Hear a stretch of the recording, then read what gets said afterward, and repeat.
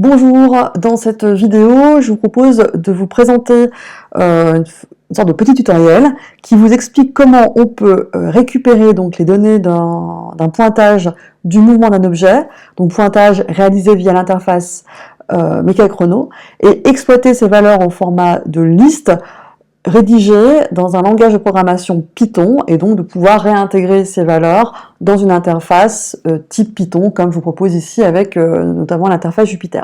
Alors je vous recommande, vous l'avez compris, de commencer déjà par ouvrir l'interface Jupyter, car vous l'avez compris, c'est un petit peu long à télécharger.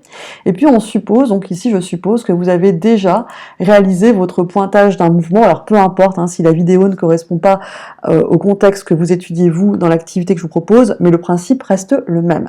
Donc une fois que votre pointage terminé via ici Mécachrono, vous avez donc différentes rubriques qui sont intéressantes, dont la rubrique appelée tableau de valeurs. En fait, vous avez donc un tableau de valeurs des dates qui correspondent aux différents moments où vous avez fait le pointage, les coordonnées de la balle selon l'axe X, selon l'axe Y, la vitesse de la balle et l'accélération de la balle. Alors en général, ce qui nous intéresse nous, c'est juste temps X et Y, vitesse et accélération étant souvent des variables à calculer par vos propres soins via notamment, par exemple, des fonctions de tableur ou, comme ça va être le cas dans l'exemple que je vous propose par la suite, avec des instructions type Python. Donc l'export de ces valeurs, on va le faire ici dans mon exemple sur Python. Donc il vous suffit de cliquer sur ce bouton-là, qui est le symbole du langage de programmation Python, et quand on clique dessus, on a l'impression que rien ne se passe. Mais en fait, comme c'est indiqué dans la petite notification, en fait, ces valeurs, les valeurs de ces 4 colonnes, T, X, Y, V et accélération, sont stockées dans le presse-papier.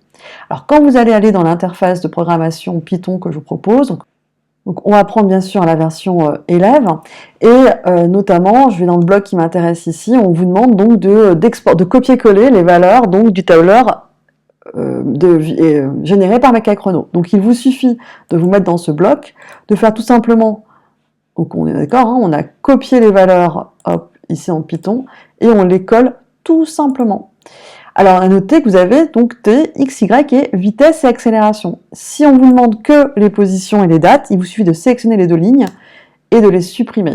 Donc notez bien que la notation est entre crochets, qui est une notation classique de Python pour en parler de liste.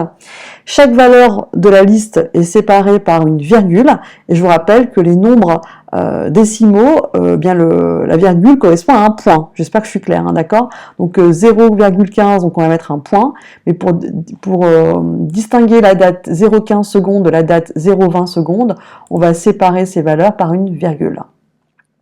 Voilà, et bien à vous de jouer.